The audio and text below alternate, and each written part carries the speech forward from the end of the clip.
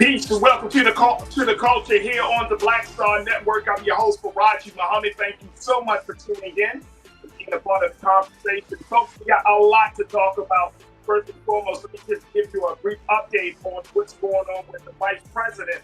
Vice President Kamala Harris is leading the charge against tackling housing injustice.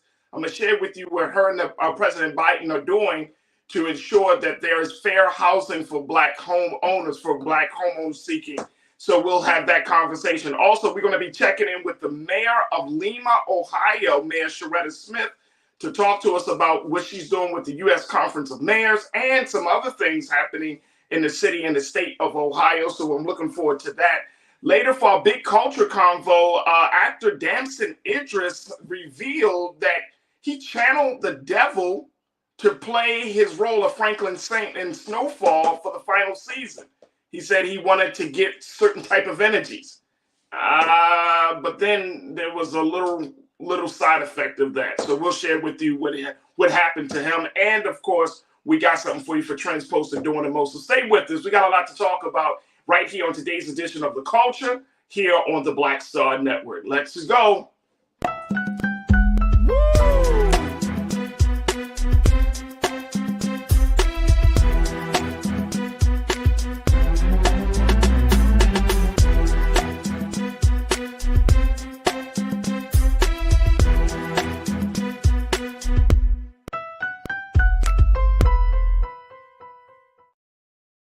All right, folks, welcome to the culture here on the Black Star Network. I'm your host, Faraji Muhammad. Thank you so much for tuning in and looking to be a part of the conversation. First and foremost, got to say this because I'm feeling it. Happy Friday, folks. Happy Friday. Man, the month of May just went by, and now we're in the month of June. Look at that. Very, very interesting thing. Folks, we got a lot to talk about, so I want to just jump right in to share with you something that I think that we should bring to the forefront, and I'm not hearing a lot of conversation around this issue, which is, of course, the issue of housing injustice, and an issue that we have talked about here on this show for many, many times. We know that it is a big, big issue. Well, the Biden-Harris administration has decided to move forward and creating some relief for those Black folks that are seeking a home, who are looking to sell their home. So I want to share with you what the Vice President Kamala Harris is doing or has announced just yesterday in tackling this housing discrimination. My big question I'm asking you folks is, will it help? Will it help? Keep that in mind as I'm sharing this information with you. First, let me share with you what the Vice President said yesterday. Check out this quote. She said, "Today, I'm proud to announce we are developing a rule that would require the financial institutions ensure that their appraisal algorithms are not biased. For example, that they do not produce lower valuations for homes owned by people of color." She said this on a call with reporters. She said, "We are also releasing the guidance to make it easier for consumers to appeal what they suspect to be unbiased valuation." Now, millions rely on the equity in their homes to put their children through college, to fund a startup, to retire with dignity, to create intergenerational prosperity and wealth, according to the Vice President. She also said, "We also know for generations, many people of color have been prevented from taking full advantage of the benefits of home ownership." Now, Vice President said only about 5% of home appraisers are people of color, a share the administration hopes to grow through training opportunities for groups underrepresented in the industry. The administration will also make home valuation data for more than 600,000 properties public, growing a pool of data that includes 48 million homes. Man, oh man. All right, so this is the piece around the Vice President announcing this initiative. And crew, I want y'all to check in with me. I see some folks are already checking with me on our YouTube page as we're streaming live on the Roland Martin YouTube page, and we want you to join us in the conversation. My big question is, folks, as we are looking at this whole situation, do you think it will help? Now, we know that there has been a huge discrimination when it comes to Black folks who are going into the housing market either to buy a home or to sell a home. We know that there has been a lot of systemic racial barriers that have been placed about that have been put into place. But here's the other thing about this. Remember, we talked about this at I will say some time ago. We talked about how when you have those appraisers coming out to the homes and they value their homes much less, statistics show that they value their homes of black homeowners much less than they do of white homeowners. Again, another example of systemic racism. And so for the vice president and the president to come up to try to figure out a way to deal with this, what do you think? What is your take on this? Join me in a conversation. Post your comments on our YouTube page as we're streaming there on YouTube, but also check us out on Black Star Network and Amazon News. Carolyn Gunter. Carolyn, thank you so much for checking in, and I'm glad that you kicked us off in the conversation this afternoon. You said, I commend Vice President Kamala Harris, who was doing so many great things to help us Black Americans and so many others, which most people don't ever give her credit for. Mind you, God always reveals. Well, that's part of the conversation, and that's part of the reason why, Carolyn, that I wanted to bring this to the forefront, because we don't hear a lot from about Vice President Harris, unless it's in a negative light, unfortunately, right? She still is the first Black woman vice president. She still is the first woman vice president. I mean, you know, she's breaking boundaries and barriers and everything.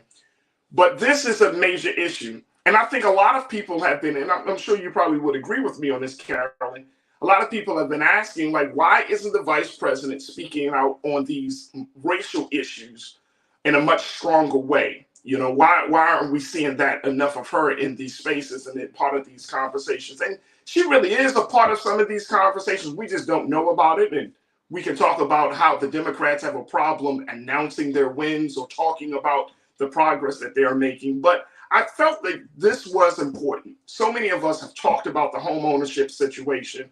We know that to some degree, home ownership leads to some form of, as the vice president said, some form of equity and wealth. But it's still something that's far adrift, especially given the fact that I feel like tenants and landlords and homeowners and banks were all at war with each other because the prices around the country, especially in some of the top cities around cities around the country, prices for homes, prices for cost of living has skyrocketed, even after we have ended COVID. And it still is mind-blowing to me personally. Yes, I'm here in Los Angeles and I've been in Baltimore and I've seen it in other cities that cities are allowed to do this, that you should not have to put up so much money or you just should not have to spend so much just to simply put a roof over your head. It almost feels like this, folks, and I'm going to say this and then take our next pause. It almost feels like the country in some way wants you to be homeless. That's what it feels like. It feels like, do you want me living in my car? Do you want me living on the street? And then you're gonna come up and say, well, we have an unhoused people problem.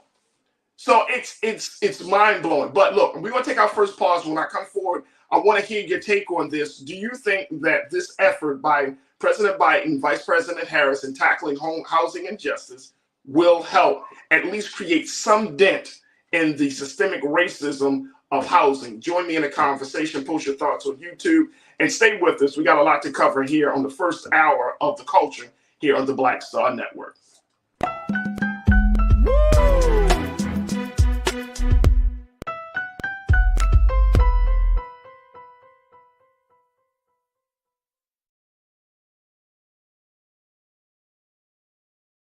All right, folks, back to our Roadmark Unfiltered video in just one moment. When you talk about blackness and what happens in black culture, we're about covering these things that matter to us, speaking to our issues and concerns. This is a genuine people-powered movement. There's a lot of stuff that we're not getting. You get it, and you spread the word. We wish to plead our own cause Too long have others spoken for us. We cannot tell our own story if we can't pay for it. This is about covering us. Invest in black-owned media. Your dollars matter.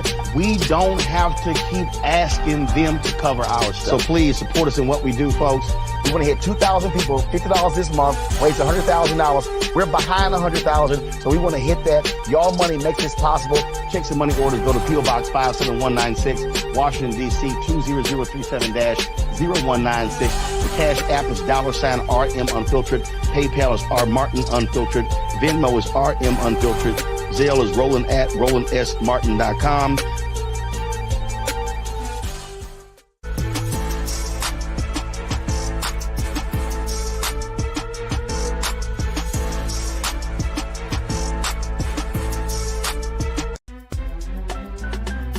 I'm Faraji Muhammad, live from LA. And this is The Culture. The Culture is a two-way conversation. You and me. We talk about the stories, politics, the good, the bad, and the downright ugly. So join our community every day at 3 p.m. Eastern and let your voice be heard. Hey, we're all in this together. So let's talk about it and see what kind of trouble we can get into. It's The Culture, weekdays at 3, only on the Black Star Network.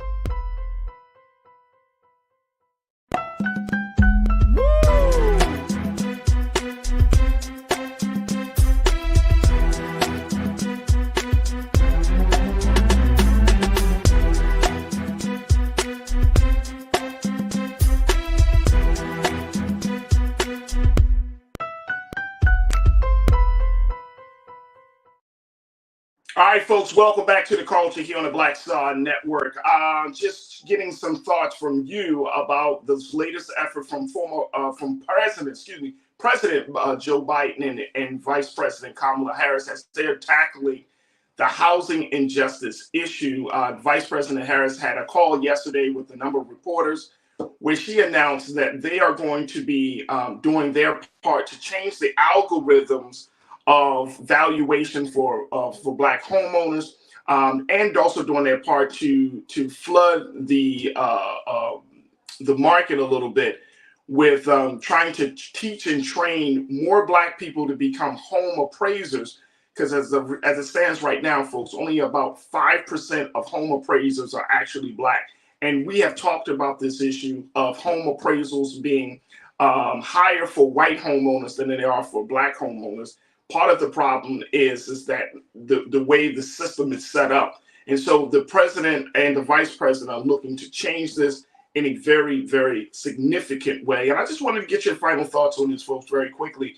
You know, as you look at what's going on with housing around this country, you know, is this going to make a dent? Is this going to help Black folks get into homes, get out of their homes, get money and the equity that they deserve? Do you think this will help? All right, let me go back to what you got to say, crew. Karen, my sister, checking in. You said this matter is overdue to be addressed. I commend Vice President Harris for working on it. When my home is appraised, I tell the appraiser, I know the comps in my area. My appraisals have sometimes been higher. Yeah, you know all of the details, Karen. I get it. And I get it. And it's crazy that now that we are at a place where when someone comes to our home to provide a service, we got to do their job better than they do their job. I'm going to say that again, y'all. It's crazy that I got to walk, kind of come behind you and make sure that you do your job instead of me fully relying on your professional, quote unquote, your professional expertise. So I got to kind of do a little bit more extra research, making sure that you're not trying to screw me over in an effort to do your job. Big point. Great point. Thank you, Karen, for checking in on that. I think I saw something else. Let me just say here. Who did I see this from? I think it was Pauline. Yeah, Pauline, you made an excellent point. I'm seeing this here in Los Angeles. This is, LA has a huge housing problem. Huge housing problem. We have a huge, unhoused people problem. 40,000 plus people are living on the streets of Los Angeles and LA City, and then more living in LA County. And it's a huge problem for the second largest city in the United States. But Colleen, you said some of the rent that people are paying could be used to buy their own homes. Facts. I'm telling you, it's getting ridiculous. And I think there's a small revolution that's brewing here, folks, that people are starting to fight back. Especially, I know we're sometime out of COVID, and people are like, well, COVID is over, things are back to normal. And it's interesting. Here's the irony of it. We're talking about all this together that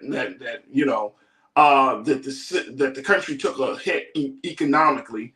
That people are more important. Saving lives is more important than generating profits.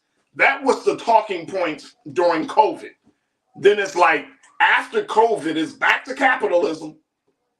So sorry you can't get a home. So sorry you can't rent. So sorry you don't have enough money. So sorry you should have gotten your credit up by now. So sorry.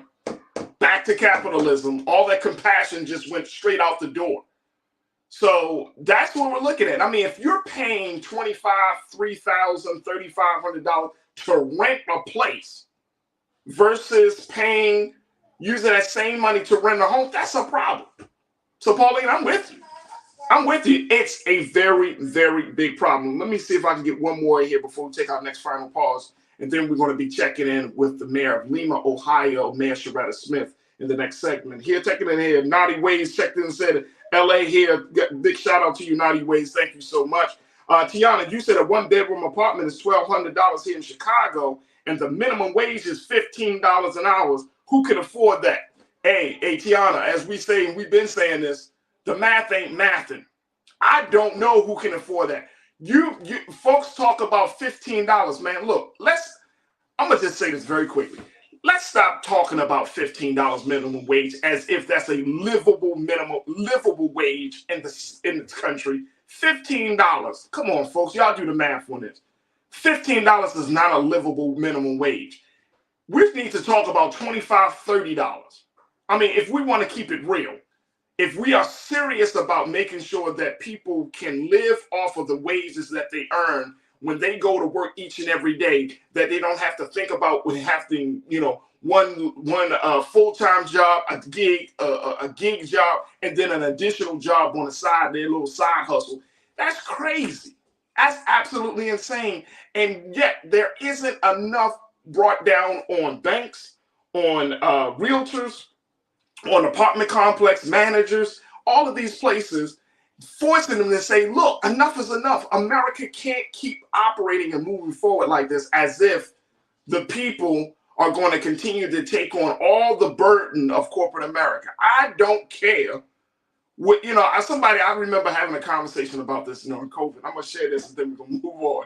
But I remember having a conversation about this when somebody told me, and I'm forgetting what corporation, but somebody told me, well, the business took a hit. The business took a hit during COVID.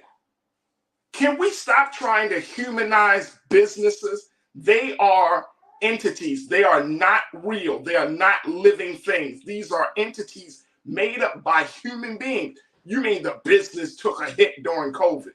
Well, what about people that took a hit during COVID? What about people's lives, their health, their economic situation? What are you talking about? The business took a hit.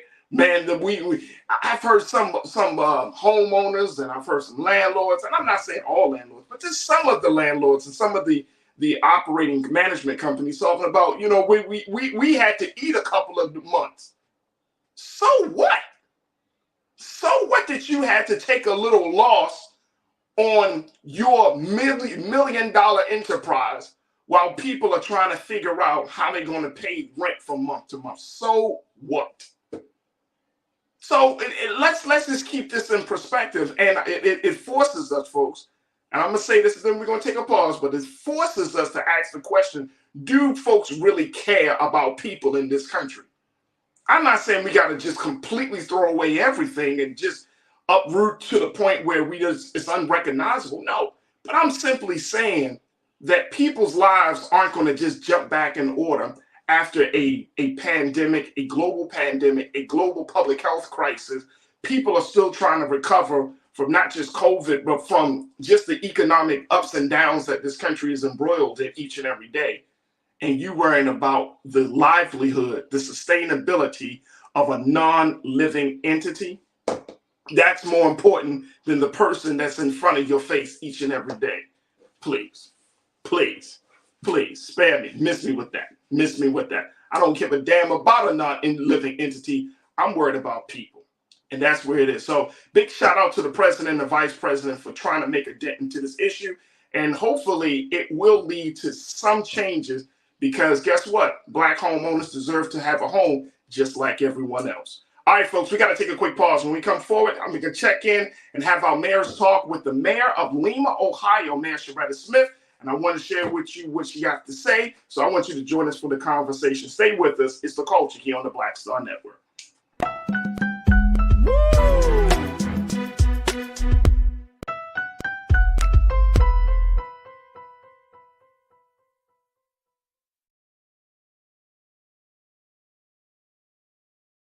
When you talk about blackness and what happens in black culture, we're about covering these things that matter to us, speaking to our issues and concerns. This is a genuine people-powered movement. There's a lot of stuff that we're not getting. You get it, and you spread the word. We wish to plead our own cause.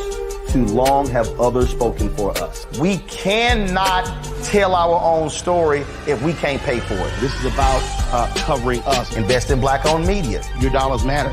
We don't have to keep asking them to cover our stuff. So please support us in what we do, folks.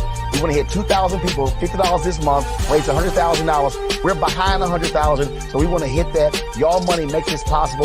Checks and money orders go to P.O. Box 57196, Washington, D.C. 20037-0196. The Cash App is $RM Unfiltered. PayPal is R Martin Unfiltered.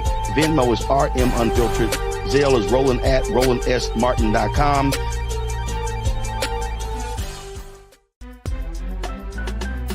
I'm Faraji Muhammad, live from LA.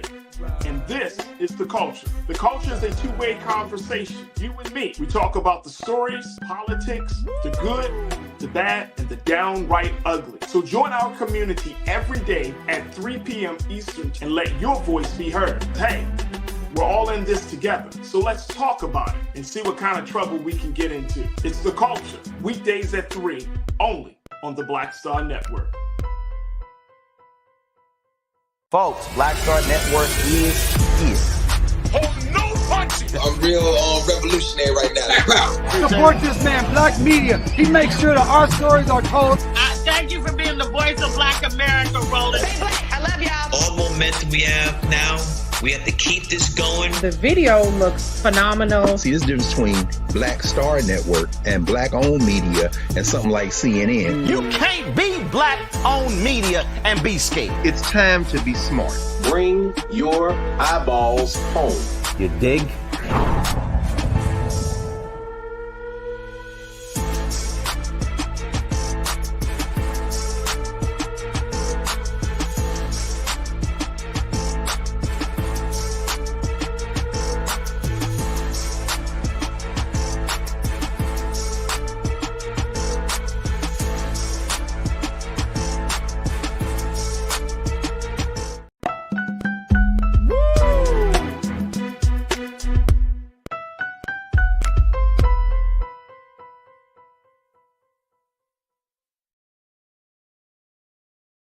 All right, folks, welcome back to The Culture here on the Black Star Network. I am always happy to have various voices joining me on this platform as we talk about the issues facing Black folks and the rest of the country on this show. And I'm so happy to have our very, very special guest who is joining us as she's a part of that great congregation called the U.S. Conference of Mayors that's happening in Columbus, Ohio.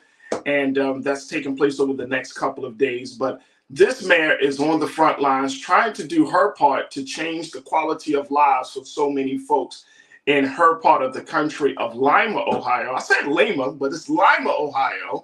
So I'm so happy to have joining us Mayor Sharetta Smith and having this conversation with her. Mayor Smith, thank you so much for joining me here on The Culture. How are you this afternoon? I am great. Thank you for having me. Absolutely. All right. I don't want to mispronounce the name of your city because I don't need no smoke coming from Ohio right now. That it's commonly mispronounced, so it's okay.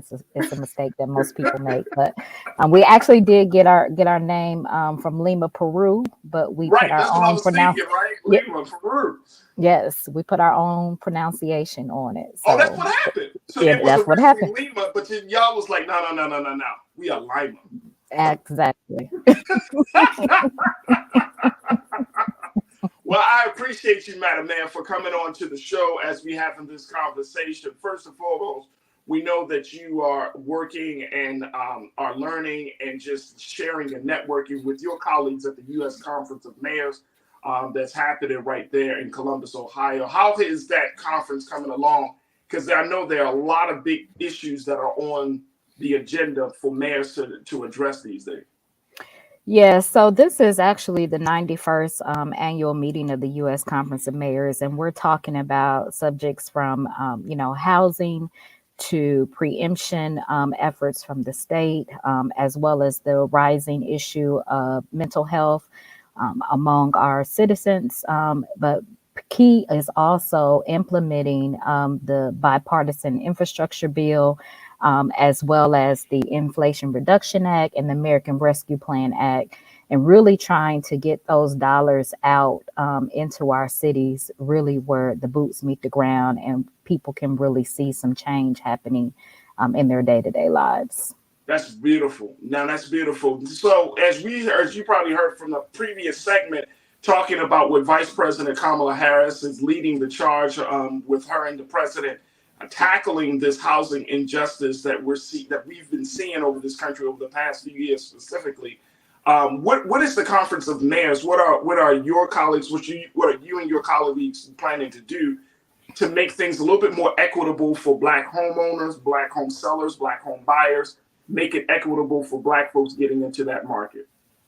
Yeah, so a lot of our cities are really using American Rescue Plan Act dollars to increase opportunities for home ownership, particularly among Black and Brown individuals, but also trying to put some investment in those areas that have been historically experienced disinvestment. And we know that those have been communities where, Black and Brown people live, quite frankly. We're fortunate that, the Secretary of HUD, Secretary Fudge, Ms. Marsha Fudge, she's a former Ohio mayor. And so she will be addressing the conference on tomorrow, along with talking about what her agency is doing with what Vice President Harris recently announced as well. That's awesome. That is awesome. Look, Madam Man, we're going to take a quick pause. When we come forward, I want to talk a little bit from talking about the national things to some of the things that you're doing in Lima, Ohio, because there are a number of different initiatives that you are working on. And I want the people to know, especially kind of connecting the dots, because, we know that your city has about 25%. I was looking at the research, 25% Black. Mm-hmm. And, a lot of us may not even know what's going on in that part of the country. So I want to give you an opportunity to share with us some of the great work that you're doing. Folks, we want you to join us in the conversation as we're checking in with Mayor Sharetta Smith of Lima, Ohio. We want you to post your comments on YouTube, share your thoughts, get your questions in, and let's continue the conversations. But stay with me. We got a lot to cover. So stay with me right here on The Culture on the Black Star Network.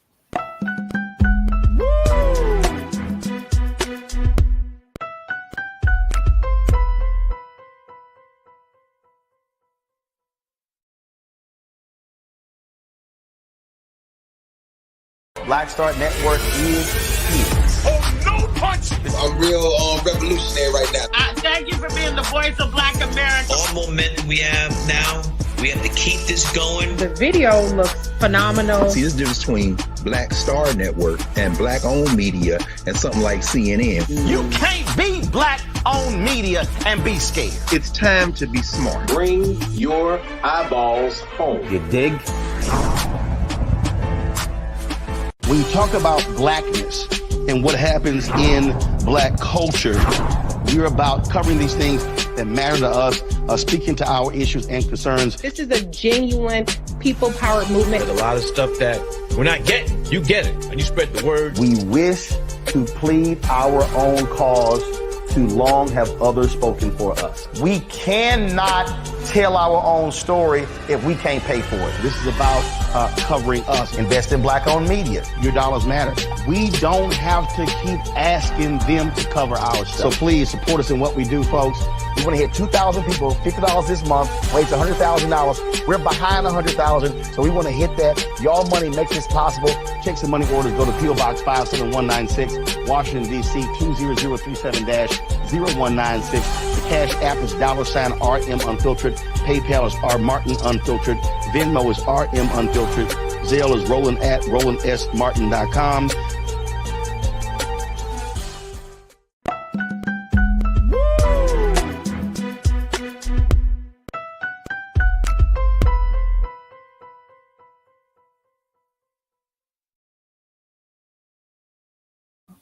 All right, folks, welcome back to the show, crew. We have been talking to Madam Mayor Sharetta Smith, who serves as the mayor of the great city of Lima, Ohio. She's joining us from the U.S. Conference of Mayors that they're gathering in Columbus, Ohio today.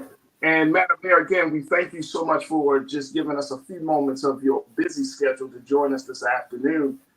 First and foremost, let's talk about some of the things that you are doing in your state. Let's talk about this dollar-wise innovation grant that you have been working on. Talk to us about that. What is this all about, Madam Mayor? Yeah, so if I can real quick, I want to just put in context a little bit about Lima. You mentioned that we're roughly 26% African American compared to our metropolitan region. Our metropolitan region is only roughly 12% African American. Wow. In the state of Ohio is roughly 12%. And so we are the urban community within a 10-county radius. And I am not only the first Black mayor, I'm also the first female mayor in the city's 190-year history. And so okay, when No. You had to like G-check me a little bit. No. But we thank you. But the Dollar Wise program is really about providing opportunities, specifically the Dollar Wise program for young people to be exposed to entrepreneurship. So what we did with that program traditionally, before I became mayor, our city takes over taking care of vacant lots that individuals have abandoned. And what that looks like is we mow the grass for those. And there's roughly 500 of those lots throughout our city. And traditionally, we would award that contract to maybe one or two contractors. And so one of the things that I did when I came in was revamp that system and broke up those contracts into smaller contracts to provide opportunities for more smaller business, specifically minority businesses, to be able to do business with the city. And the Dollar Wise program is about matching youth with those contractors so that they can, first of all, be involved in positive pro-social activities during the summer months, but also so that they could learn a skill, but also so that they could also possibly even learn what it means to run a lawn care business. One of the things that I struggle with in my city, we have 25% poverty rate, and our median household income is $20,000 per year below that of the state. And so when I want to look at, how do I make my city better? A key part of that is providing opportunities to build wealth. And we know that either comes through home ownership, but that can also come through owning a business. And so we're trying to expose people, particularly young people, really about what the opportunities are at home to get out of, poverty. That is awesome. That is awesome. So this is an investment opportunity, an investment program for small businesses and youth in particular. Yes. That's awesome. Okay. And what has been the response to the Dollar Wise Innovation Grant? Have you seen that people want this type of support and this type of resource? What has been the response? So I have seen that people want this type of response and resource, but what I've learned from this first go round is that we as a city have to do a better job in helping people understand some of the government processes, like how do you bid on a contract? What are even some of the barriers? So for instance, we lowered the barrier for workman's compensation, as well as the barrier for insurance by decreasing, the amount of insurance a business had to have. And even that was still a barrier somewhat to our businesses. The other thing was also being able to understand and see that we have to do a better job providing access to technical assistance. And so being able to navigate even, how do you call a workman's comp provider? And also, if I've had a business before and I didn't necessarily, file my paperwork right or my taxes right, who can I go to that can help me with that? And so it's been a learning process, but I can say that we were able to increase the contracts where I said we started with 2 companies. We increased that to 8 companies across our city. So that was pretty good for the first year. That is awesome. Folks are checking in, Madam Mayor. Pauline, who is a resident of Cleveland, she said, hopefully my mayor from Cleveland, Justin Beebe, is there at the U.S. Conference of Mayors gathering. Maybe he can learn something. Is he there? Have you seen him? He is here, and I have seen him, yes. Can he learn something? Oh, yes. I'm sorry, I can hear. Yes, he can learn something. I know. I can imagine. Mayor Bibb and I are on the Dollar Wise panel together, and they received a similar award for a program that they did in Cleveland to increase equities across Cleveland as well. That's awesome. That is awesome. So let's talk a little bit about not just the Dollar Wise, because that's talking about investment, but there is a great concern about the state of Ohio in general. I was doing some research, Madam Mayor, and one of the things it was talking about is that now that Ohio seems to be, the population for the state has actually gotten older and whiter, and that they're seeing, let me make sure I got my notes right here, because I was like, this is very interesting, that people are leaving the state of Ohio, so the population is decreasing, the workers are leaving, and legacy cities like Columbus, even though they say Columbus is somewhat of an outlier in the situation because there's some form of growth in the city of Columbus, but that the other areas and other regions around the state are losing or considered to be legacy cities, but they're not being fully supported and invested. Can you kind of share with us, where does this put Lima, Ohio? Yeah. So Lima is one of those legacy cities as well. And I can say that we are, with the exception of Columbus, losing population. And I belong to a group of Ohio mayors called the Ohio Mayors Alliance. It's a bipartisan group of mayors from the 30 largest cities across Ohio.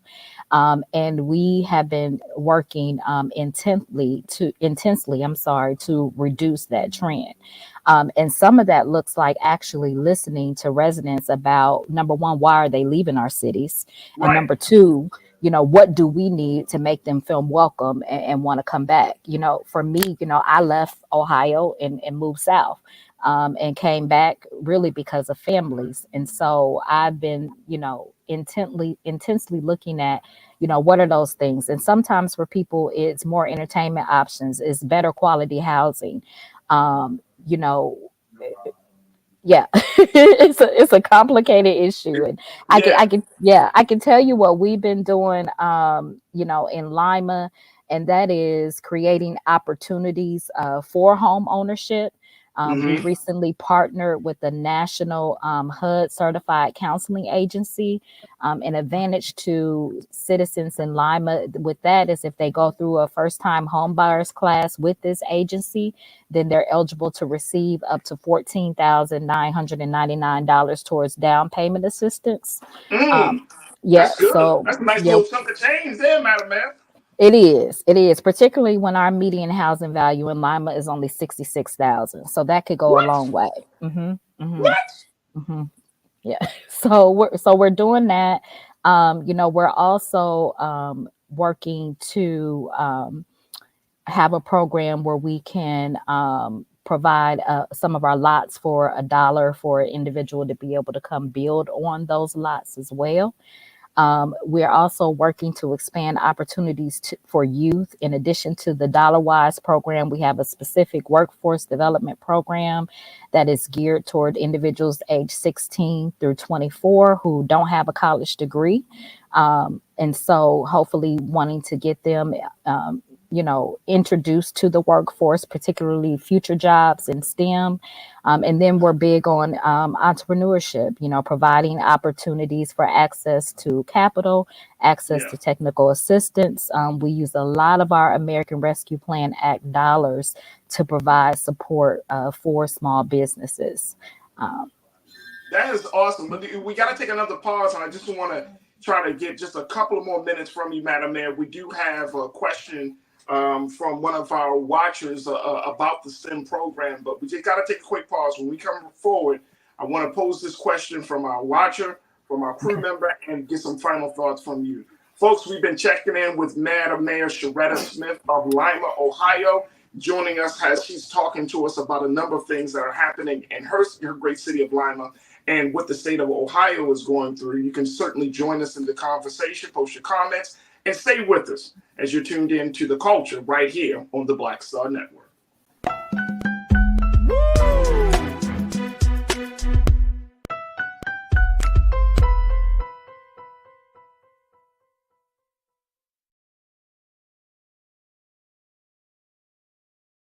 Folks, Black Star Network is here.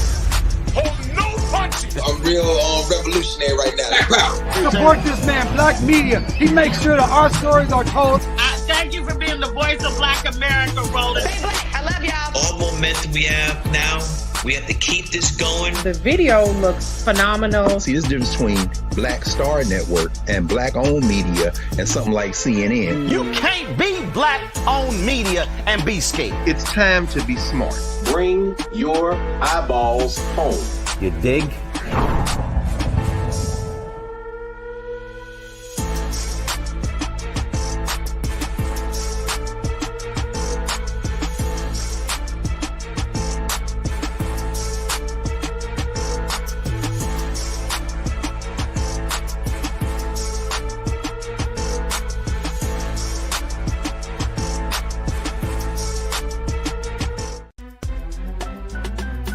I'm Faraji Muhammad, live from LA, and this is The Culture. The Culture is a two-way conversation. You and me, we talk about the stories, politics, the good, the bad, and the downright ugly. So join our community every day at 3 p.m. Eastern and let your voice be heard. Hey, we're all in this together, so let's talk about it and see what kind of trouble we can get into. It's The Culture, weekdays at 3, only on the Black Star Network.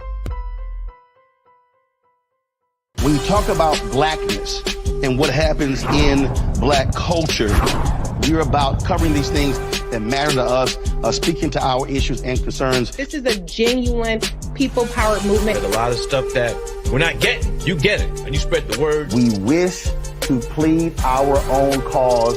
Too long have others spoken for us. We cannot tell our own story if we can't pay for it. This is about covering us. Invest in Black-owned media. Your dollars matter. We don't have to keep asking them to cover our stuff. So please support us in what we do, folks.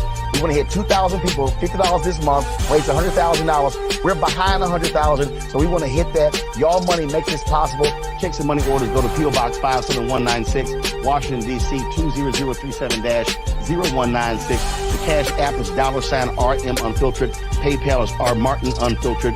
Venmo is RM Unfiltered. Zelle is Roland at RolandSMartin.com.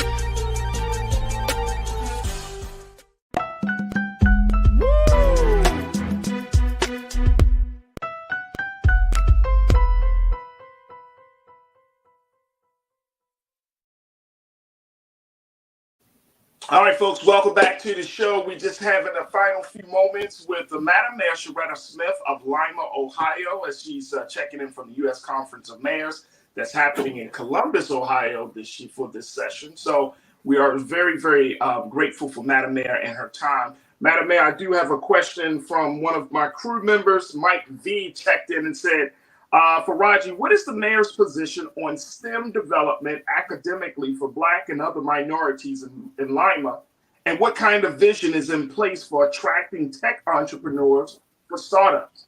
Great question, Mike. Thank you so much, Madam Mayor. I think in terms of education, and these are not, my words, these are the statistics. Quite frankly, we're behind. I think that the poverty rate in Lima is a direct correlation to that. And I think it starts with early childhood. Here in our city in Lima, we have some of our neighborhoods where over 50% of eligible 3 and 4 year olds for Head Start or pre-K are not attending. And it's not because there aren't any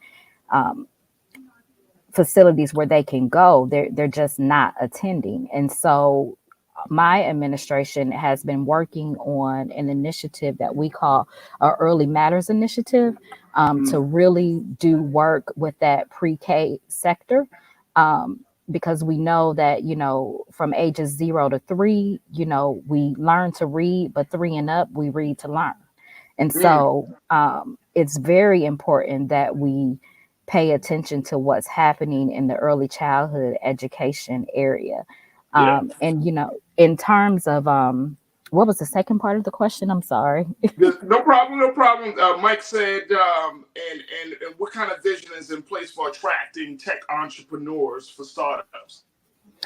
Yeah, so 2 things I think is being able to look at the quality of our infrastructure, and I'm speaking more specifically about broadband infrastructure. So we know with tech entrepreneurs, they need both high download speed as well as high uploading speed. And so one of the sessions that I'll be attending today is the session on broadband, also pushing the federal government's initiatives right now to increase broadband in our disadvantaged areas, and also making sure that the city of Lima is heard in the state's digital equity plan. As you all know, there's a federal mandate right now for all states to create a digital equity plan. And there is also a mandate that cities are heard, and i.e. citizens are heard in that plan. And so we're going to be very engaged with that. That information is due in August. And to make sure that, there are no areas in my city where the digital divide will determine the outcome of the quality of life for the people that live there. The pandemic showed us that, you need the internet really to attend a doctor now. You need the internet for education. So there's not a world without broadband. Absolutely. You're absolutely correct. Madam Mayor, with the last few moments that we have with you, and again, we're greatly appreciative and grateful for your time. I know that speaking from tech to now looking at women's reproductive rights, that the state of Ohio is in a major debate because of a decision coming down from the high courts there about abortion. And it looks like there's going to be because the court favored putting this idea of having abortion on the ballot, it looks like that's the direction that the state of Ohio is going to be going, putting I guess what do they call it, Madam Mayor? Like an amendment or? So it is a ballot initiative, whereas there will be an August special election to increase the threshold for putting initiatives on the ballot to 60%.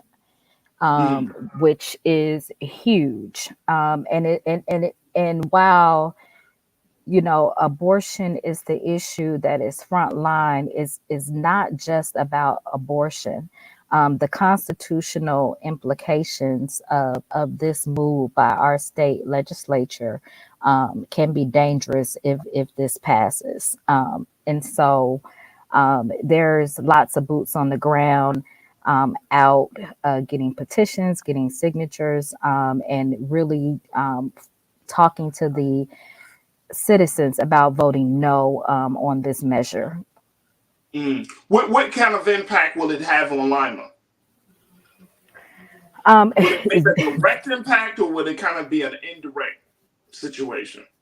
It'll be a direct impact. So it won't just be a issue of abortion. It will be any issue that you want to put on the ballot. You have to meet that 60% threshold.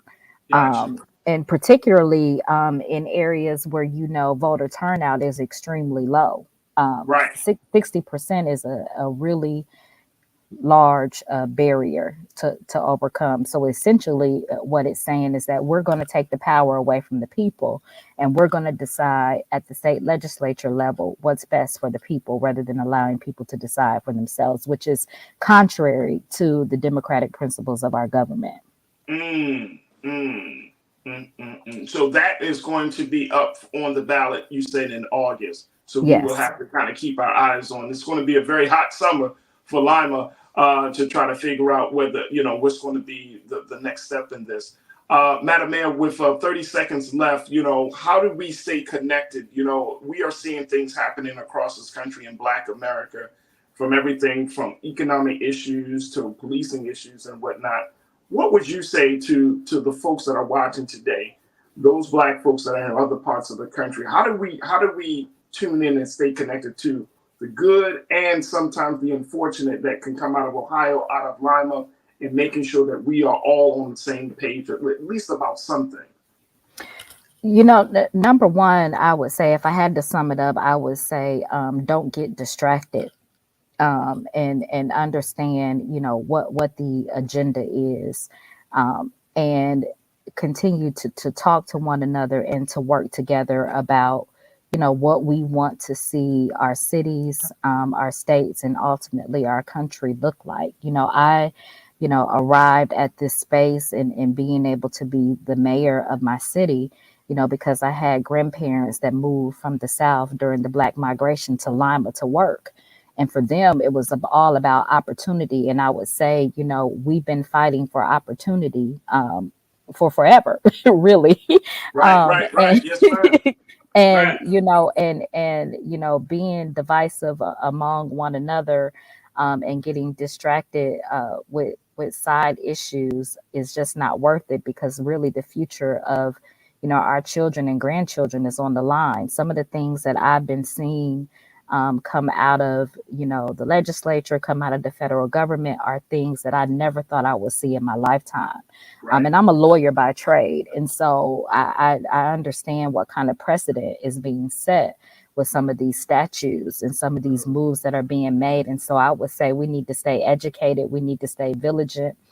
And we need to keep talking to one another and get on the same page with what that agenda is. And it really is what and I'll end by saying this. I'll quote Dr. King. Dr. King asked America to be what she said she was on paper. And that's what we want. We want America to be the land of opportunity for everybody.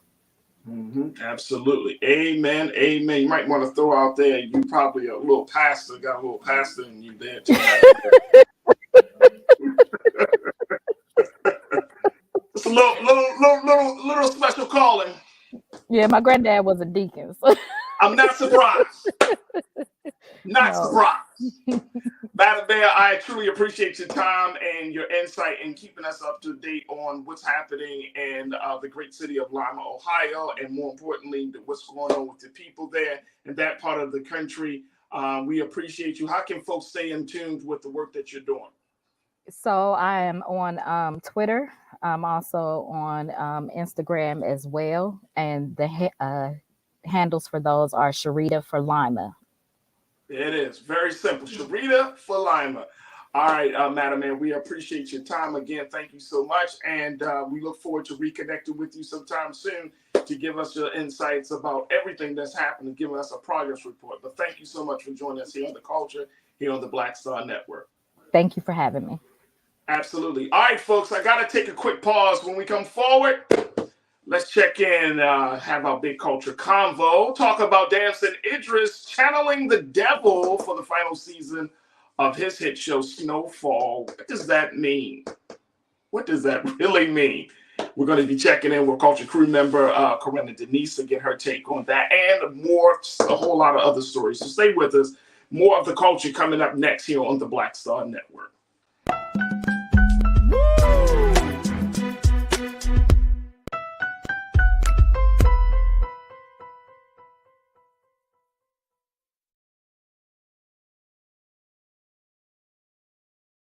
hatred on the streets. A horrific scene, a white nationalist rally that descended into deadly violence. White people are losing their damn minds. An angry pro-Trump mob storms the U.S. Capitol. We're about to see the rise of what I call white minority resistance. We have seen white folks in this country who simply cannot tolerate black folks voting. I think what we're seeing is the inevitable result of violent denial. This is part of American history. Every time that people of color have made progress, whether real or symbolic, there has been what Carol Anderson at Emory University calls white rage as a backlash. This is the rise of the Proud Boys and the Boogaloo Boys. America, there's going to be more of this. Here's all the Proud Boys, guys. This country is getting increasingly racist in its behaviors and its attitudes because of the fear of white people. The fear that they're taking our jobs, they're taking our resources, they're taking our women. This is white fear.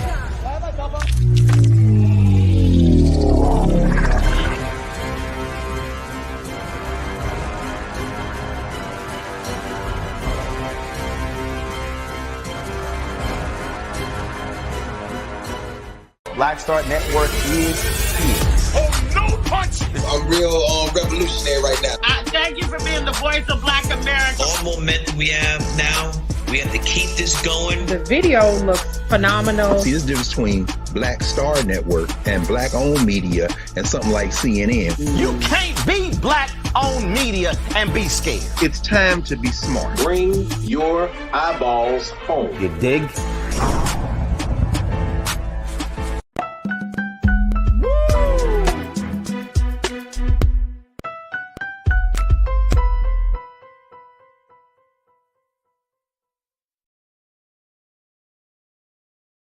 All right, folks, welcome back to the show. Let me just start this segment off because I think this is a very interesting story. Some of you might be like, why are we talking about this? It's very interesting. It's interesting, and it's cultural. Here's the story of actor Damson Idris of Snowfall fame. He's the British actor that plays the lead character in the show that just ended its 5th season. The show had a phenomenal run. It was created by LA native John Singleton, talking about the culture of drugs and the impact that it has on the community and people. And it is one of the top rated shows on cable. And Damson Idris was sitting down with a group of other highly, I would say, very talented actors in a special round table where he talked about his process of getting into the character of drug dealer / entrepreneur Franklin Saint. But as the character arc of his character got more and more darker for the final season, and if y'all watch Snowfall, y'all know his character just went through it. For the final season, he said he had to he decided to get through an actor's block by taking on a very, very different view of what his character needed to do and how he can express his character. Take a listen to what he had to say. I remember sometime we do 10 episodes for my show, and in this last season, I was hitting a block, right? I was like, oh, I'm not doing it right? So I went in the corner, and then I was looking at the wall, and I was like, come on, devil, right? Come to me, because I had to do something like crazy, right? Had nightmares for a month. So it does come to it or after? After. Like I had nightmares every day. Like I felt that energy. Oh, interesting. And I had to pray and do all this stuff to like get rid of it. And you call your mom up and you're like, bring me back to life. And that stuff is real. That stuff really is real. Should he have kept that to himself, folks? I don't know. All right, let me bring in my culture crew member for the day, Corinna Denise, who is an advocate. She is also a college advisor and an educator. And I just wanted to throw her into this conversation on a curveball. Corinna, how you feeling? Good. It's Friday. How are you, Faraji? Happy Friday. All right, so here's the thing. Like, this is very interesting because I've seen like this was a trending topic on social media, right? where people are saying, why did he even reveal this? Like, why would you go out in public and say this? But it seems like, and as I studied acting when I was in school, you know, you have these what they call method actors, and these are actors that take themselves, they like fully envelop themselves into the circumstances, into the mindset of their character. There are a number of method actors that we've often seen. Like you might think of Heath Ledger when he did Batman, when he played the Joker. Or you might think of the gentleman in the name Christian Bale when he plays some of his characters. He played this character called the Machinist, which was, woo, he had to like lose all of this weight to get to this, to get into the role of his character. So when I heard this, I was thinking to myself, wow, are we at this place where that this is necessary? Like you have to channel the devil. And when I was seeing some of the responses to this video on Twitter, people were like, and this is why we should not watch certain shows. Because if an actor is putting himself in a space like that, imagine what it is doing to us as consumers of this program. And it made me think, exactly, that's what I said, Corinna, when I read this. I was sitting there like, and I was, you know, because I really love Snowfall. I think it's one of my favorite shows, you know what I mean? But it's like, wow, do we take in that same energy that he called for? What's your take on this? Okay, so crew, do not crucify your sis, but I have never seen Snowfall. It's not that I'm not interested. All right, Corinna, it's nice talking to you. Have a fantastic Friday. I'm about to talk to the crew. I know, but I'm really interested. I know the show has ended, but I think I'm gonna go and binge watch one day and catch up to the rest of y'all. I don't know, because I loved Power. I think it's kind of similar, right? So I don't know why I didn't watch Snowfall. So okay, so I hope you guys will give me some grace. But yeah, I was a little taken aback too when I saw the article and him saying that in the video. Initially, I just didn't even know how to respond. But I will say, I'm not a trained actor, so I know sometimes you have to pull emotions from different places in your life experience to really convey and evict a certain character. But I was taken aback that he had to go that dark. I really don't know what to say about that. But to your point, Faraji, if it consumed him in that manner, where he said like he almost needed to be exorcised of going to the devil per se and asking for the devil to come to him so that he could portray, what's the name of his character? I think it's Franklin, right? Franklin Saint. Isn't that funny? His name is Franklin Saint. And it sounds like some guy that you can trust. Yeah, but to be fair, I did see a tweet from Lecrae saying that Franklin was supposed to be the devil that season. So I guess he was really trying to embody the character. So I guess it's a matter of how far should you go. Maybe other actors have had to do that too. We just haven't heard from them. So I don't know. He's being very transparent. He didn't have to share it. You say he paid back. Here's the thing, though. I think this is interesting, right? Because there are like, I can think of 5 shows.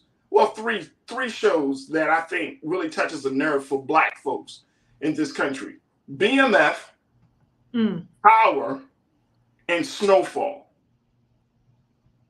And I think it's interesting that we do have this fascination. As much as we talk about drugs, violence, the whole situation, there is this fascination that we do have with seeing those stories play out in front of us, right?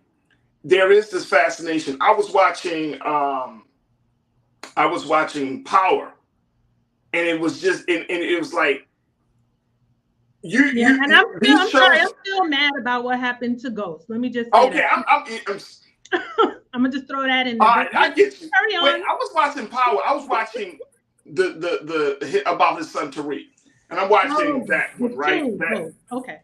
So that one is, I think that's a phenomenal show. I think it continues the story. But it's interesting. It's like, inherently deep down inside that these are not good people, but you're rooting for them. Yeah, I know, right? You know what I'm saying? Like, we're rooting for Ghost, but Ghost killed people. Yeah, Ghost was trying You to know get what I'm out the saying? game, and Tasha was like, "No." Right. You know what I'm saying? So it's like, is this something on us, like culturally, where we're root for the bad guy, right? And in some way, shape, or form. And I think that's interesting. So when I heard Damson say this, it's like, yeah, because I think a lot of us, it's like the more vicious, the more callous, the more devilish that you show your character, there's some parts of us that are still like, yeah. You know what I mean? We kind of crave for it. And I don't know culturally if that is like what's going on there. Yeah, I don't know. I think the thing that's shocking for Raji is like, wow, did you really have to go to such a dark place? Like, you going to the devil himself to portray, devilish characteristics of Franklin. So that's interesting. But I think there's probably another side. We don't know what kind of exercises, things that actors do. Like, I don't know the craft that in depth, and I don't know if that's part of the craft. So I raise those questions. Like, no, channeling the devil is not part of the craft. I don't remember my acting teachers ever told me, like, if you really want to be satanic, go into a seance. Like, but you know what was really deep to me was when he was saying he had to really pray himself out of that. Like, he was like, it is real, and that almost that he needed to be exercised. Like, what? Like, that's deep. And I have heard other actors say, that they've become so involved with the character that they were still in character even after like filming was done. So I've heard that to be true, and that could happen. But for it to be in this case where he is, portraying essentially being like the devil, like, that's deep. And there may even be some trauma there. I don't know, but I think it was brave of him to share it, especially in our society today, where you're crucified for putting anything on the internet. It's very shocking to see that video. But I don't know, maybe he should have just left it alone. I would imagine he's getting some good, bad, and indifferent backlash. But yeah, people are not happy with him. Some people, I'm not going to say everybody, but some people are not happy with him. But, when you talked about, kind of not taking a moment to get out of character, there's the famous story of Denzel Washington when he played Alonzo from Training Day, that it took him a while to get out of that character. But he also went through the same thing when he played Malcolm X for Spike Lee's movies X, too. Like, he was totally enmeshed in the character. But I think I was reading very quickly before we take our next pause, I was reading one of my favorite shows that just ended just this past Sunday is Succession.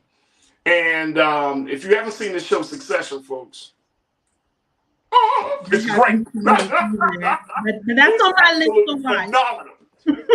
It ended in an unexpected way, in a twist. But one of the actors named Jeremy Strong, he plays the character of Kendall Roy. And he said that he was told that being an actor is like being an emotional athlete. And he said that when he worked on Succession, he was in a decathlon.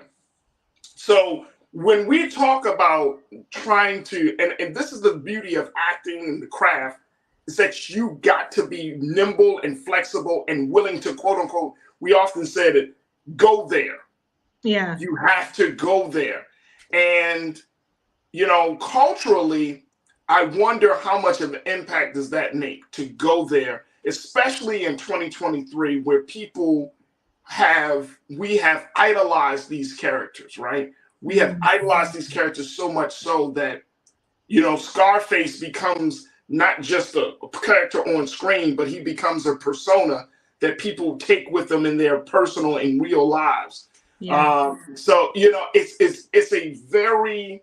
It's like a fine line that folks are walking. Folks, I got to take this quick pause. When we come forward, we'll continue the conversation talking about Damson Idris. I would love to hear what you got to say. We checking in with our sister, Corinna Denise. And, of course, I want to hear from you. So post your comments on our YouTube page as we are streaming there, and continue streaming on Black Star Network and Amazon News. And stay with us. You're tuned into the culture here on the Black Star Network.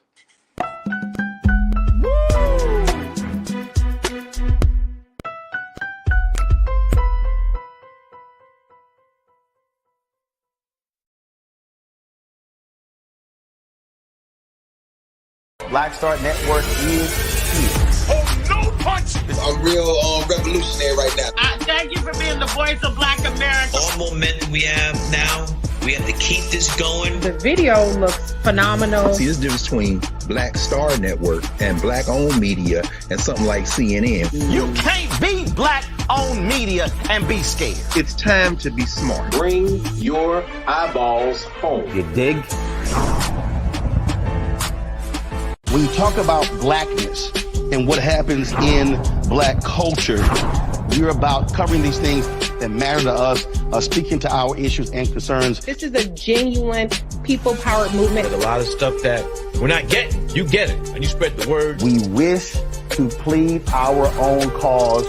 Too long have others spoken for us. We cannot tell our own story if we can't pay for it. This is about covering us. Invest in Black-owned media. Your dollars matter.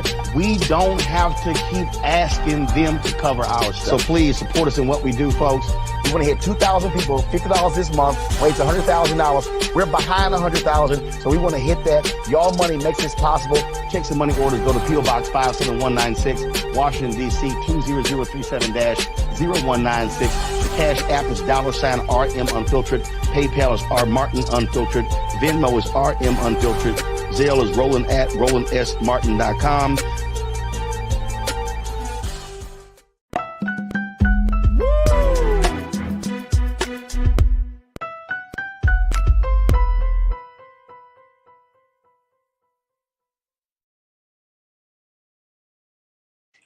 All right, folks, welcome back to the show. We've been talking about the revelation that actor Damson Idris had recently shared on a roundtable that he had with other actors, where he talked about how he decided to channel the devil as he played his character Franklin Saint for the final season of the hit show Snowfall.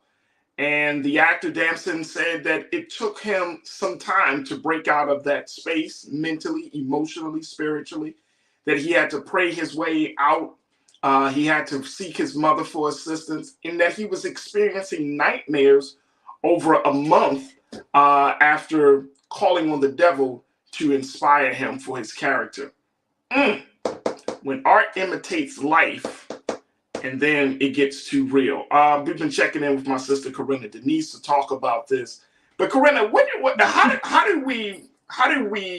And I'm saying again, this is one of those conversations, because as much as we are quote unquote conscious, as much as we seek good things, there's that part of us that is still attracted to the taboo. Is part of us that's still attracted to the darker elements of our humanity, right?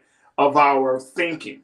And that's one of the really fascinating things that I find to be interesting, especially when you're studying like psychology, social science and everything, that the human being has this constant like compulsion that regardless of where we might be, there's a little bit of inclination towards the darker side of who we are.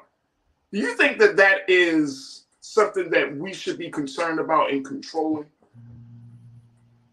I mean, I think we should be cognizant a little bit, but I mean,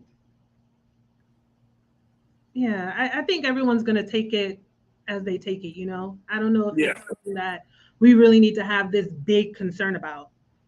I don't see it that way. Yeah. Because my biggest thing is that when we look at how these characters play, and I mentioned it, how these characters play on our view, like it's so funny that especially in hip hop, I've seen, when we think about hip hop music and think about the characters that surround hip hop music, I'm thinking of like a Rick Ross, where the real Rick Ross was the guy who went into prison. He did drug dealing. He did all of the stuff. He served his time. He came out, decided to change his life, and he's doing some things better for himself, his people, and his community. But then you have the other Rick Ross, Mr. Rick Ross, boss. That Rick Ross. You know what I'm saying? And it's like the concern that I have is that sometimes, and I'm talking about not just young people, I'm talking about grown ass men and women The concern of I have is not being able to distinguish fiction from reality. Oh, yeah. That's the big concern that I have, that you got people, and I think if we want to get a little deeper on this, y'all follow me. Tell me if this makes sense, Corinna. If we want to look at the fact that people are not happy with who they are, so instead, either through social media conditioning or either through fantastical thinking that we have within our own minds, we want to be someone else. Someone that we think has power, influence, someone that we think has the ability to change their reality. That's the part about it. That's what makes this thing so interesting. It's not just like us playing cops and robbers. It's one thing to see children go through this, but when you see grown men and women taking on personas, taking on characters that they have seen on screen. I think you raised an interesting point, Taraji, because, you know, I think a lot of people are influenced by what they see on TV, especially young folks, children. To your point, and yeah, even some adults. And I think it is unfortunate how sometimes we'll want to emulate maybe some fictional characters. Sometimes they're based or loosely based on real life people, but there are real life people doing great things every day who you could look up to, who you'd want to emulate. But I feel like in some ways we've lost touch of that. And we're more inclined to want to mirror someone that we see on TV. And there are some positive characters on TV, but in regards to like talking about Snowfall, you know, to my understanding, correct me if I'm wrong, because, you know, your sis hasn't seen the show. You know, Franklin is a drug dealer and things like that. And we've seen like a lot of similar shows in that light, like Power, like you mentioned, BMF. There's always that like sort of power struggle between good and bad. So how heavily influenced are we being? And then in addition to that, now with like Damson Idris saying, you know, he really had to go there, you know, and consult the devil to play a devil. That's really deep. And I think it's just basically sifting through those different elements and information and making sure that people who are being influenced, you know, this is just a TV show, right? Like these characters can be real to an extent, but you need to kind of learn how to separate what's entertainment and what's an actual character. And if you are going to emulate something, hopefully what emulate would be the good things that you're going to take away from the character. I'm sure there's some maybe good traits to Franklin, even though that was the life that he chose, right? But good in that it could actually be applied positively and not necessarily based on what his character had to endure throughout the series of Snowfall. So yeah, I think it's absolutely. Being knowledgeable of what's real and what's not real.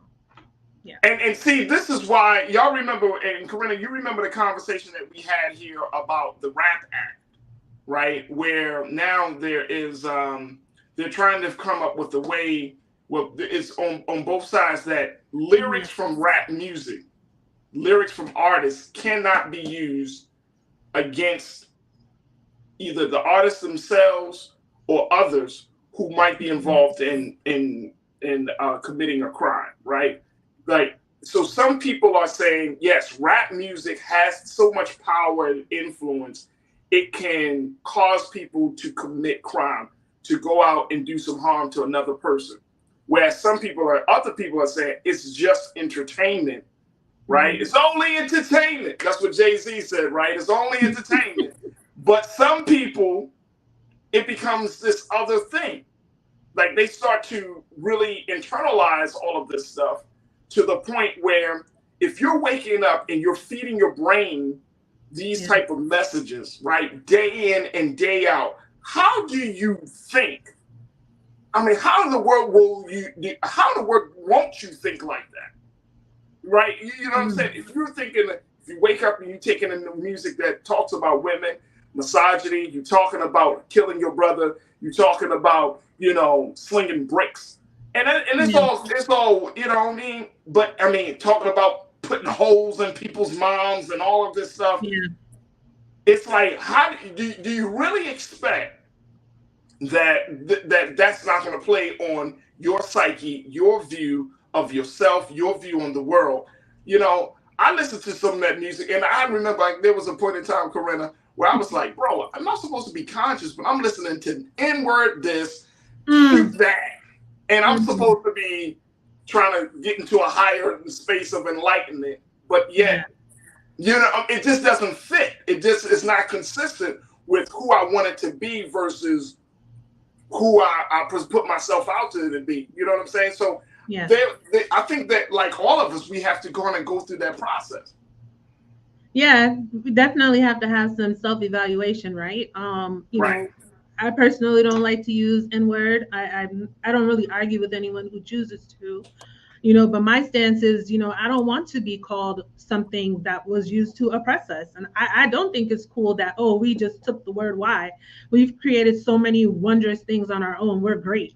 I don't need to take from them and turn it and flip it into something. But that's just my stance. If you feel differently, that's you. That's cool.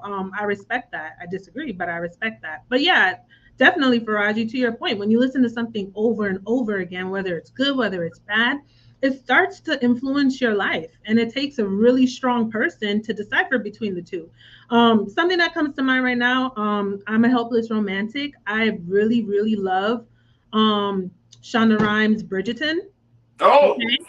You watched Queen Charlotte too, I'm assuming. I binge watched Queen Charlotte the first day, but at the same time, I watch it very abstractly. Like in real life, I know that we were in bondage, and I know that Shonda is basically imagining a world of, perhaps this is what it could have been if y'all weren't tripping and didn't treat us like the scum of the earth, you know? So I know abstractly, you know, I know how to decipher, right? But there might be someone who doesn't necessarily know that. And who's to say what that will look like now, especially we know what all was going on, how they want to erase history.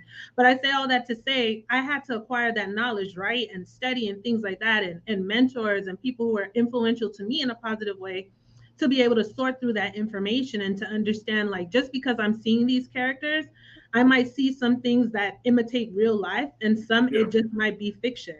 So that's very important. And it's very unfortunate, Faraji, too, that where we have a higher exposure to the things that are negative, it seems like that's more easily accessible, especially with social media and these damn smartphones, especially with children, rather than the positive. You know, I think you and I come from a time we had to pick up the phone to know who was on the other end, right? Like cell phone. You know, like, you know, I'd be taking my kid's phone and like going through it. Like they have so much easy access to things these days that, you know, there was a time when you had to walk into the store to get like the tabloids, right? Now it's just like you just swipe your phone and all the dirt, all the news is there. So it's like all this negative stuff is just so much more easily accessible. So we really need people to be more positive influences. And you know, I know everyone's not always fortunate to have that exposure. But for those of us who do, you know, I think we need to be responsible to make sure we spread that positivity, so that we don't end up in situations like that. Because to your point again with like the rap music, and I mean not just rap music, because there are some R&B artists even. You're absolutely right. So it's not just that. So, you know, and then you can kind of argue with the freedom of speech bit too. But yeah, all these things are influences, and it really takes someone, you know, strength to reject them and to know like, okay, yes, you can enjoy entertainment, but yeah, like I said, like me with Bridgerton, I love it. I love the romance, but I know it's not real, y'all. And I gotta take a break, but that's the point that I want us to kind of key in on, because we may have to become more intentional in protecting our consciousness. Wow. Right? Like we have to become intentional, because like when we say we're winding down, say it's Friday, the weekend is here, you know, we're going to turn on some stuff on TV that doesn't feed our conscience. And this is not me being self-righteous. Trust and believe. I watch a lot of these shows. Yeah, I watch Ratchet sometimes. I might want to watch Housewives sometimes. And sometimes right. You can't watch it right now, but yeah. But a lot of times we're taking in that information at a time where we've already expended so much other energy in fighting through the day that by the time we sit in front of the TV set, we don't have the immunity, the mental immunity to fight against those new messages, right? So we go to sleep with them, we wake up with them, we wonder why we're angry as hell when we wake up in the morning. Like, there is a connection to all of this. Folks, y'all getting me going. Y'all getting me going, Coretta. Look, let me just take a quick pause. When we come forward, more conversation about this. Stay with us. It's The Culture here on the Black Star Network.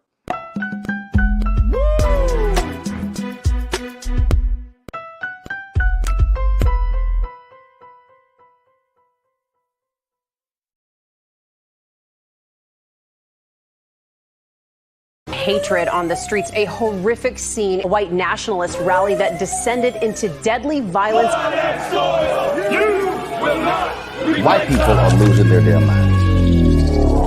As an angry pro-Trump mob storms the U.S. Capitol, we're about to see the rise of what I call white minority resistance. We have seen white folks in this country who simply cannot tolerate black folks voting. I think what we're seeing is the inevitable result of violent denial. This is part of American history. Every time that people of color have made progress, whether real or symbolic, there has been what Carol Anderson at Emory University calls white rage as a backlash. This is the rise of the Proud Boys and the Boogaloo Boys. America, there's going to be more of this. Here's all the Proud Boys, guys. This country is getting increasingly racist in its behaviors and its attitudes because of the fear of white people. The fear that they're taking our jobs, they're taking our resources, they're taking our women. This is white fear.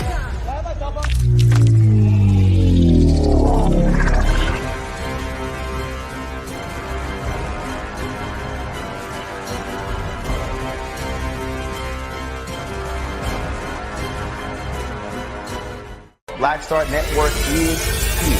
Oh, no punch! I'm real revolutionary right now. Thank you for being the voice of Black America. All momentum we have now, we have to keep this going. The video looks phenomenal. See, there's a difference between Black Star Network and black-owned media and something like CNN. You can't be black-owned media and be scared. It's time to be smart. Bring your eyeballs home. You dig?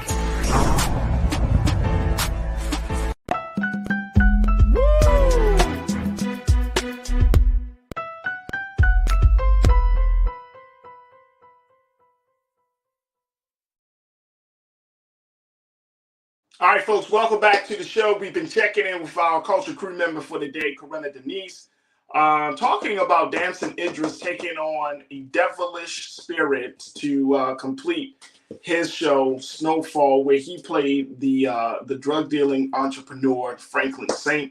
He said he went to the devil, and he called on the devil to be the inspiration for his character, but the side effect was that he personally had undergone nightmares, and he found it very hard for at least a month to get out of that emotional, mental, and spiritual space. But now we're talking, it opens the door to the power of influence from TV, movies, and other messages that we all submit ourselves to in some shape or form. And Coretta, I want to bring you back into this because the crew is talking right now, Coretta. The crew is talking. Sean Ryan, you checked in and said DMX Alternative Evil Self was Shorty and Eminem was Slim Shady. You also said DMX album is dark and hell is hot. It's an album about this convo with the devil. Yes, it is. It is. But it's an internal discussion. Right? It makes me think of the great psychologist Carl Jung, who talked about the shadow self. And the shadow self with Carl Jung, he talked about how there are parts of our psyche, of our thinking, the dark parts, things that we don't want people to know. And this is the space I think we're finding ourselves in now, Coretta. The things that we used to hold back, that we used to hide from people, is now being exposed. And I'm talking about the deep, dark desires of who we are. The things that that you would normally put a filter on, be like, I don't want to say that, because that might make me sound crazy. Now, if you say certain things about the darkness that is within the human spirit and the human soul, there's an audience for that. There's an audience for that. And I think that we see this type of relationships and this type of engagement on social media a lot, where people want to reveal the darkest and deepest secrets. Even when you meet with somebody, y'all might have a conversation. I remember years ago having conversations and people want to know your secrets. Like, damn, man, like yeah, there's no more mystery. I think social media has eliminated that. There's no more mystery. Yeah. There's and I think it just speaks to this place that we find ourselves in. Now, I want to go to something that let me see who brought this up here. One of our great crew members. I want to look at it. Because you talked about, I think it was, damn, I can't even see it now. Y'all talking a lot on this joint today. So the screen is moving so fast. But it was brought up that this show for Snowfall is not a show that, sometimes people believe that just because you have a show like Snowfall or BMF or even Power, that these shows are used to glorify drug dealing, street life, and all of these things. I don't think that's the case. Me neither. If you look at John Singleton, I'm looking at Snowfall specifically. John Singleton, who wrote Higher Learning, he made Boys in the Hood. His mission as a filmmaker, as a director, as a writer, was not to glorify, but to show the end result that there's nothing pretty about this lifestyle. There's nothing glorious about this lifestyle. But what if someone took that away as a positive, where they're like, oh, there's no way I'm going to ever get into the game because Franklin just had a downfall. You know what I mean? Like, Ghost, right? And he wanted to get out of the game, but he couldn't get out. I'm trapped. So I'm definitely not doing this. Maybe somebody took it, had to take away like that. You never know. And to your point, I don't think the shows are necessarily to glorify.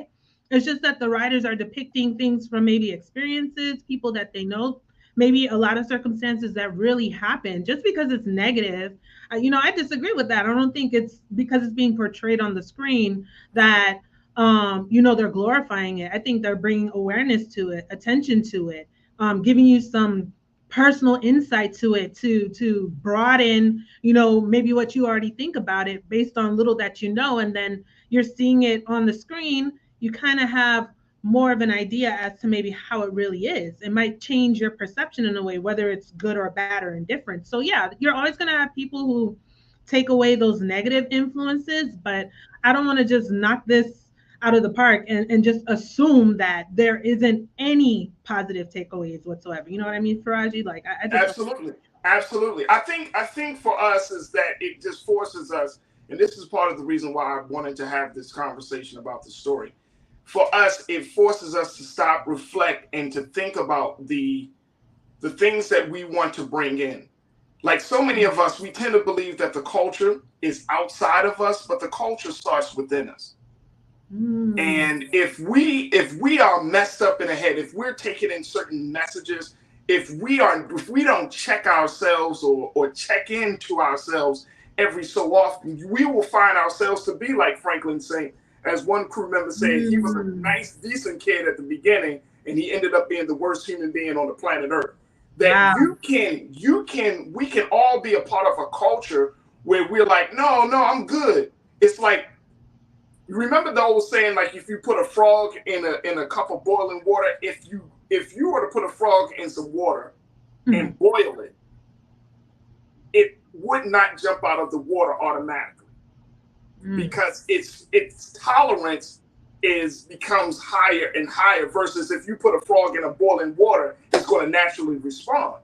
And that's the way the culture can sometimes get, is like we initially might push away certain elements of messages, but then over time we start to tolerate it, and then over time we start to embrace it, and then over time we start to embody it.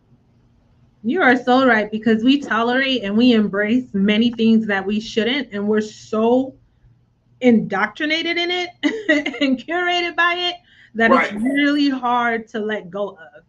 And it just goes to show, like, again, it takes those positive influences, hopefully, to outweigh the negative ones. But yeah, Franklin started out good. That's some knowledge for me. I didn't know that. That he was like a really good person in the beginning. He was a decent kid. He wasn't. But to Tiana said it. Snowfall was a cautionary tale on what happens when you make that choice. That's the point. Like, I think John Singleton was trying to bring us in rest in peace to John Singleton, but that's the point. He wanted to show a cautionary tale. Like, this is so easy from us to get from one place to another. We all assume that everybody is not affected, or we all that. Look, I don't. The stuff that we see coming from social media, mass media, and all of the types of influences, it changes us. It changes people. Definitely. You know what I'm saying? And we can act like, oh, I'm the strongest. Nobody is changing me. Nobody is compelling me. Please, we all, you are not the same person you was a year ago, whether it's on your personal politics, your view of the world, whatever the case may be. You and I are constantly at attack for being changed. So it's interesting to see this kind of progression. All right, I got to take another final break. When we come back, I got some things for Trends, Posts, and Doing the Most. And stay with us, folks. It's The Culture here on the Black Star Network.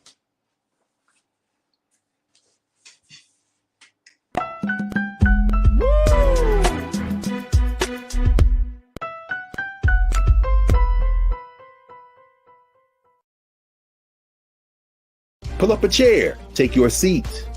The Black Tape with me, Dr. Greg Carr, here on the Black Star Network. Every week, we'll take a deeper dive into the world we're living in. Join the conversation only on the Black Star Network. Hi, I'm Dr. Jackie Hood Martin, and I have a question for you. Ever feel as if your life is teetering and the weight and pressure of the world is consistently on your shoulders? Well, let me tell you, living a balanced life isn't easy. Join me each Tuesday on Black Star Network for A Balanced Life with Dr. Jackie. We'll laugh together, cry together, pull ourselves together, and cheer each other on. So join me for new shows each Tuesday on Black Star Network, A Balanced Life with Dr. Jackie.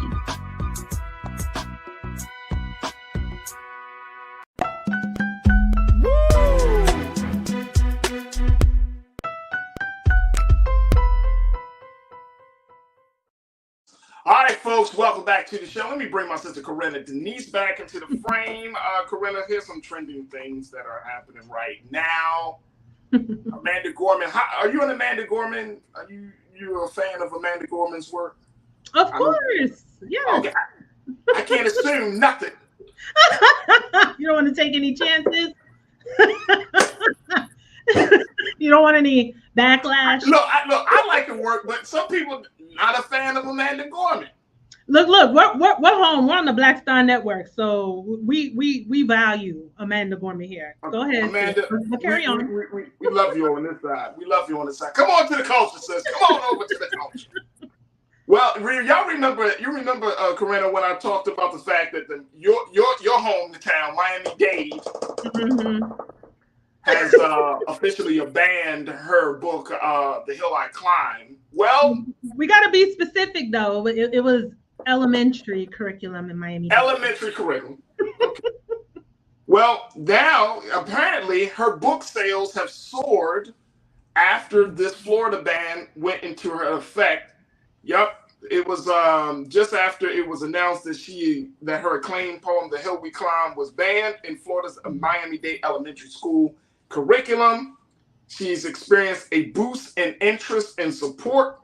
And so 3 of her literary works, including her collection of poems called Call Us What We Carry, the hard copy of the now controversial poem she read at Joe Biden's inauguration, The Hill We Climb, and her children's books, Change Sings, have each made Amazon's bestseller list, according to The Hollywood Reporter. How about that? Look at God. Look at God. So what they meant for evil, God will take it and turn it for good, right? All things work together. So all they did was give sis a higher stature. A lot of people became curious. And you know what also too? I need to actually get my own copy of The Hill We Climb, because I would imagine that's going to be a collectible, because she read the poem at the inauguration. So yeah, so I'm glad.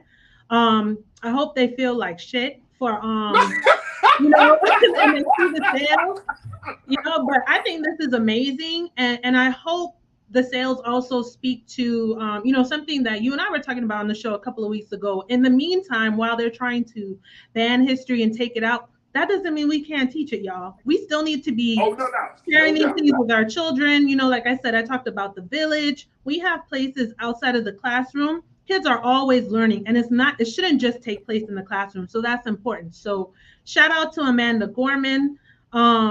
We support you. Keep thriving, sis. And yeah, I think this is amazing.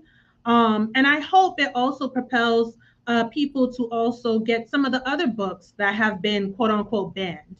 Because there's so many books, and just for the most ridiculous reasons. But we have to always remember, just because it's not in school, doesn't mean you can't pick it up at your bookstore. Check it out from the library. Well, hopefully, I guess it depends on where you live, because God knows they'll probably come for the public libraries next. You can't even check. Right. How about that? But I say all of this to say, I think this is amazing, Faraji. Absolutely, it's God did. That's all I can say. God did.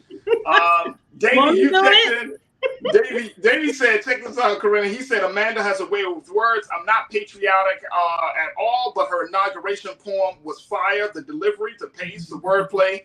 She was spitting for real. Yes. So I agree. It's just interesting. And here's one more thing too. Just real quick. Something else that this young woman stands for. I mean, she's a Harvard graduate. She grew up in a single parent home. She's very young. I think she's not even 30 years old yet, I don't think, So I think she is a positive, motivating influence for the youth, how to use your words effectively. So, I hope the little raggedy parent who filled out the form, who thought it was Oprah who was the author, because, we all look alike. We all look alike, so she didn't even know who the hell wrote The Hill We Climb. Like, oh, you know what? Let me just put Oprah on here real quick. Yeah. Right. You just shot her book sales up. So thank you. What you thought was for damage, but it's good. There we go. There we go, Keenan. Let's hear that one more time. Yes, sir. Yes, sir. Yep. The price has just gone up, folks.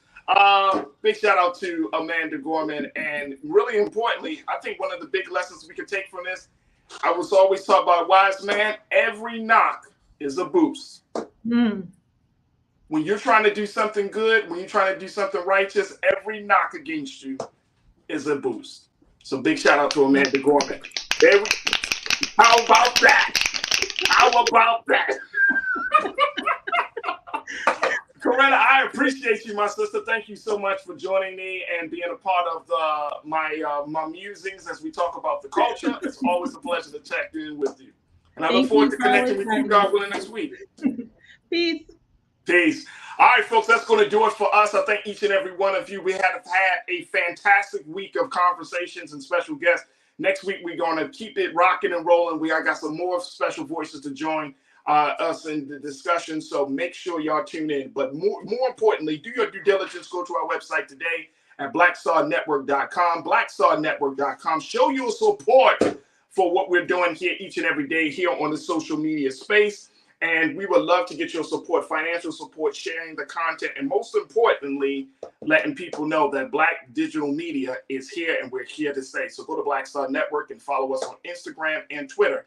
And while you're there, follow me, yours truly, Faraji Muhammad. You can follow me at The Real Faraji on Instagram and at Faraji on Twitter, and I would love to connect and build with you. All right, folks, that's going to do it for me. 6 o'clock Eastern Standard Time, Roland Martin Unfiltered. But as always, never be afraid to challenge what's wrong. Stand for what's right while being yourself in the process. God willing, we will talk on Monday for another exciting edition of The Culture right here, only here, exclusively here on the Black Star Network. Thank you so much to my team. Thank you, crew. Have a great weekend. Peace.